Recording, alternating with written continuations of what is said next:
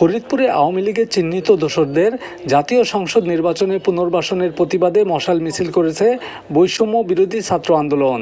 বুধবার রাতে ফরিদপুর প্রেস ক্লাবের সামনে থেকে মশাল মিছিলটি বের হয়ে বিভিন্ন সড়ক প্রদক্ষিণ করে জনতা ব্যাংকের মোড়ে গিয়ে শেষ হয়। পরে সেখানে সংক্ষিপ্ত সমাবেশ অনুষ্ঠিত হয়। সমাবেশ থেকে বৈষম্য বিরোধী ছাত্র নেতারা অভিযোগ করে বলেন, আওয়ামী লীগের চিহ্নিত দোসর আরিফুর রহমান দোলন ও আবুল বাশার খান জাতীয় সংসদ নির্বাচনে অংশগ্রহণ করছেন।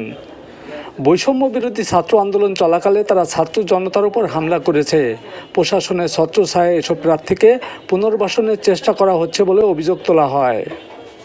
আওয়ামী লীগের এসব দোসরদের অবিলম্বে গ্রেপ্তার করা না হলে ফরিদপুরে তীব্র আন্দোলন গড়ে তোলা হবে। বক্তারা অভিযোগ করে বলেন, ফরিদপুর এক আসনে আওয়ামী ফ্যাসিবাদের দোসর আরিফুর রহমান দোলন ও আবুল বাশার খান স্বতন্ত্র প্রার্থী হিসাবে নির্বাচনে অংশ নিচ্ছে, যা সকলের জন্য লজ্জাজনক। বক্তারা হুঁশিয়ারি দিয়ে বলেন, অবিলম্বে দোলন ও বাশার খানকে নির্বাচন থেকে সরে যেতে হবে, নইলে ছাত্র জনতাকে সাথে নিয়ে তাদের প্রতিহত করা হবে। মশাল মিছিলে ফরিদপুরের বৈষম্য বিরোধী ছাত্র আন্দোলনের সাথে জড়িত নেতৃবৃন্দ উপস্থিত ছিলেন।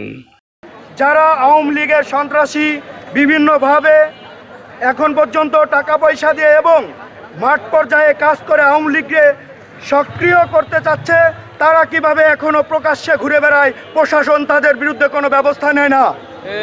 একটা কথা সবচেয়ে বড় লজ্জার বিষয়, আমরা যখন মাননীয় পুলিশ সুপারকে এই বিষয়ে অবগত করি, তারা আমাদের কাছে অসহায়ত্ব প্রকাশ করে। এটা আমাদের লজ্জা হয়। সবচেয়ে বেশি লজ্জার বিষয়, একজন জেলা প্রশাসক যখন তার বিরুদ্ধে কিছু বলতে পারে না, তাদের মনোনয়ন যখন বৈধতা দেয়, তারা বারবার আওয়ামী লীগের এজেন্ডা বাস্তবায়নের জন্য যারা টাকা পয়সার মাধ্যমে এবং ফিল্ড পর্যায়ে মাঠ পর্যায়ে কাজ করে যাচ্ছে, তাদের মনোনয়ন যখন বৈধতা দেয়, তখন আমরা বরাবরই হতাশ।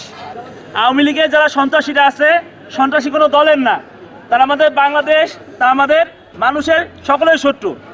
আমরা সরাসরি ঘোষণা দিয়ে দিতে চাই, আওয়ামী লীগের সন্ত্রাসীদের কোনো পুনর্বাসন আমরা মেনে নিব না। একই সাথে যারা এতদিন আওয়ামী লীগের পারপাস সার্ভ করছে, আওয়ামী লীগের ম্যান্ডেট নিয়ে চলছে, তাদের আমরা কোনোভাবেই এমপি নির্বাচন কেন বাংলাদেশের সংগঠিতভাবে কোনো রাজনীতি আমরা দেখতে চাই না। আমাদের সকলের একই কথা, আমরা এদের বিচার চাই এবং বিচার চাই।